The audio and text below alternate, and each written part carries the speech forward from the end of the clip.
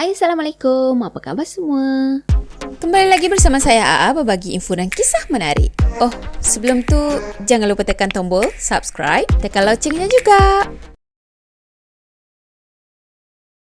Okey, video seram kita pada kali ini, dia bagi tajuk part-time penggali kubur. Ya, dia bekerja part-time sebagai seorang penggali kubur. Bagus kan? Jadi kisahnya ni sebenarnya berlaku pada kawan dia, dan kawan dia ni namanya Ajim. Katanya ini adalah salah satu kisah seram yang dia ingat, sebab bagi dia kisah ni seram sangat. Katanya mula-mulanya tu dia tak percaya bila Ajim dah cerita yang pengalaman dia kena kacau. Dia tak percaya, takkanlah sampai macam gitu kena kacaunya kan. Sampaikan dia pergi tanya mak dia sendiri, betul ke kejadian-kejadian macam ini boleh berlaku kan?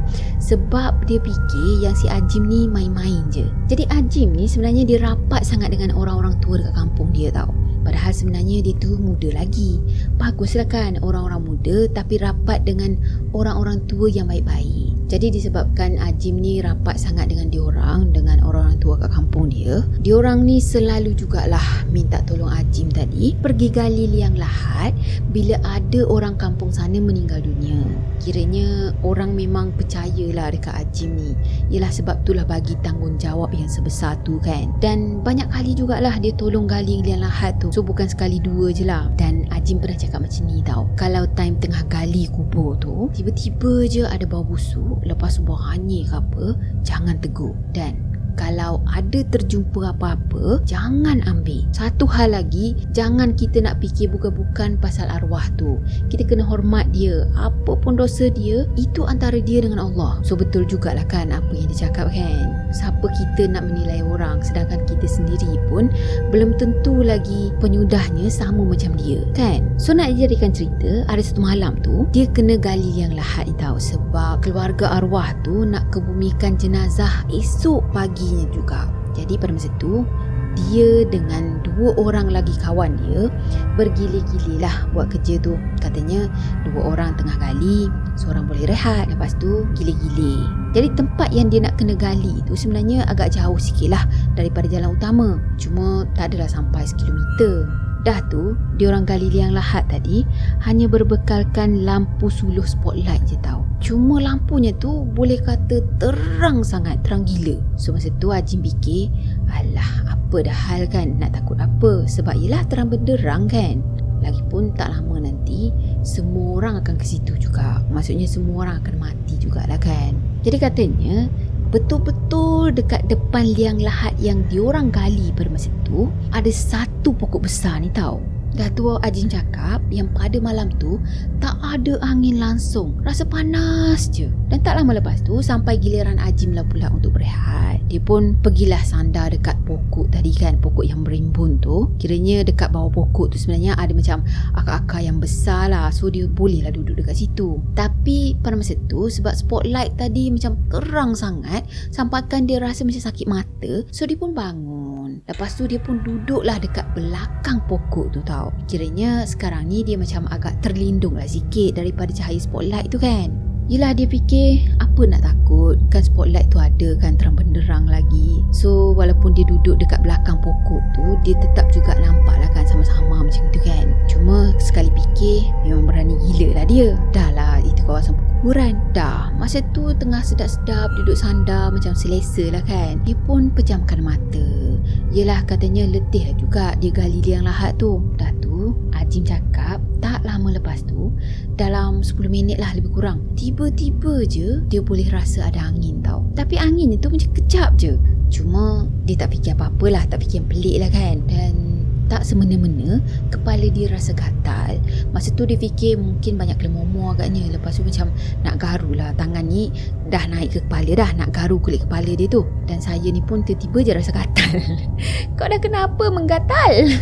Jadi pada masa tu sebenarnya dia masih lagi tutup mata tau. Dah tu elok je tangan dia tadi sampai dekat atas kepala. Dan tiba-tiba je dia rasa macam tangan dia ni terkena sesuatu tau. Yelah bila benda asing ada dekat atas kepala kita, terasa lah kan. So dia pun larikan tangan dia cepat-cepat. Masa tu dia terfikir tau, seingat dia sebelum dia duduk dekat bawah pokok tu, tak ada pula dahan-dahan yang berimbun ke apa kan. Memang tempat yang dia duduk tu clear je. Jadi kali ni dia nekat.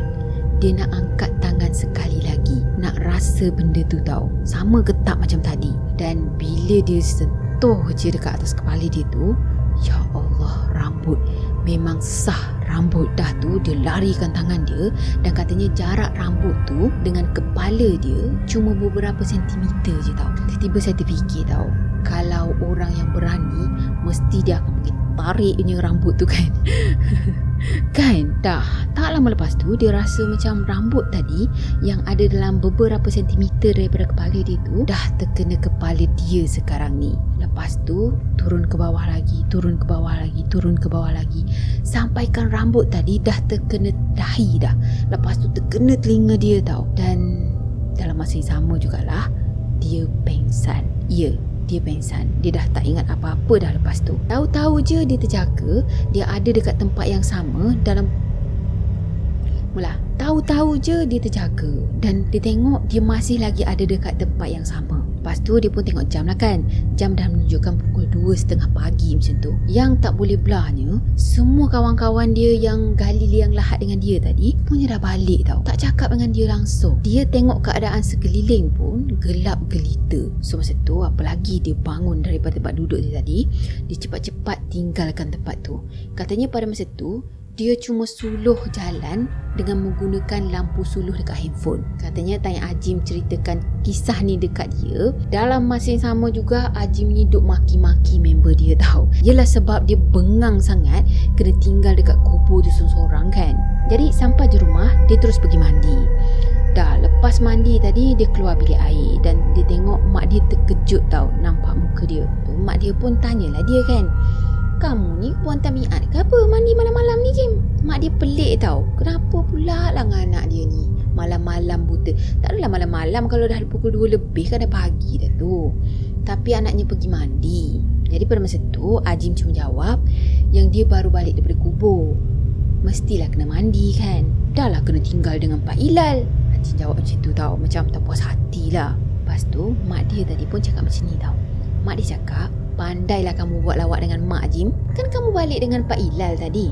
Mak yang nampak. Terus kamu mandi dan tidur. Maknya pun macam tergelak-gelak lah kan tengok keadaan anaknya macam gitu. Dan Ajim ni macam tersentak. Dia sendiri pun terkejut dengan apa yang mak dia cakap. Dah tu dia macam percaya tau yang mak dia ni bercakap benar. Dan waktu tu sebenarnya dia dah tak tahu dah nak fikir apa. Macam bela kejap nak kena hadam apa yang sebenarnya tengah berlaku sekarang ni. Jadi masa tu dia cuma angguk-anggukkan kepala je lah. Yelah.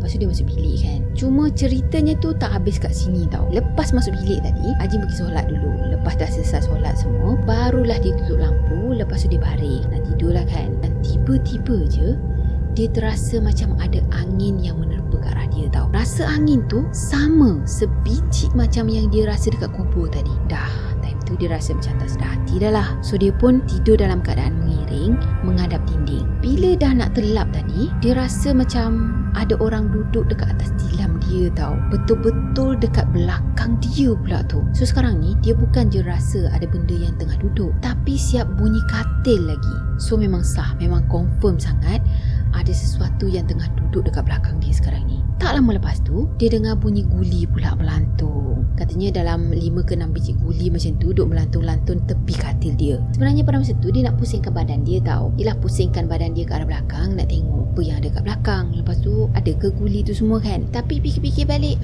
tak jadi lah. Sebab dia memang rasa ada benda dekat belakang dia sekarang. Katanya benda tu rasa sebiji macam bantal peluk yang panjang tu. Ya, benda tu lah yang ada dekat belakang dia. Cuma dia tahu dalam bilik dia memang tak ada bantal yang segitu tau. Bantal peluk panjang tu dia tak pernah ada. Time tu lah badan dia dah mula menggigil dah. Dia nak azan tapi suaranya ni tak terkeluar tau. Seolah-olah kena pukau. Ya Allah, kesian kan. Tak lama lepas tu adalah bunyi orang ketuk pintu. Dia rasa macam benda tu dah tak ada dah. Dan dia pun apa lagi, lompat daripada katil tu pergi buka pintu.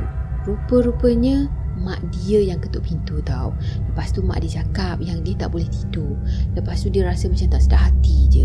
Tu yang mak dia datang ketuk pintu bilik dia. Itulah nak kata betapa kuatnya naluri seorang ibu tentang anak dia kan. Dah tu pada malam tu of course lah Ajin takkan tidur dalam bilik seorang-seorang lagi dah. Dia tidur dekat depan TV dengan adik lelaki dia.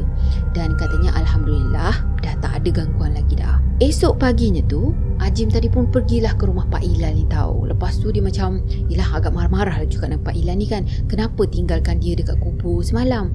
Dan tahu tak apa Pak Ilal cakap? Pak Ilal cakap yang Ajim memang balik dengan dia malam semalam tahu. Pak Ilal sendiri yang hantar Ajim ni balik rumah. The end. Bila sebut the end ni, saya teringat pula dekat anak saya ni. Ya Allah, kalau dia bercakap dengan saya kan, kalau saya tanya dia itu, ini, lepas tu dia duduk bercerita lah, bla bla bla bla cerita. Dan last sekali saya tanya lagi, habis tu apa jadi? Lepas tu dia cakap, the end. Selalu tau. Itulah pengaruh YouTube kan, the end. Okeylah, saya rasa sampai di sini untuk video kali ni. Saya harap korang sukakan video ni. Dan macam biasa kalau korang sukakan video ni, jangan lupa untuk tekan tombol like, comment, share dan juga subscribe. Jumpa lagi next video. Bye-bye. Assalamualaikum warahmatullahi wabarakatuh. Bye.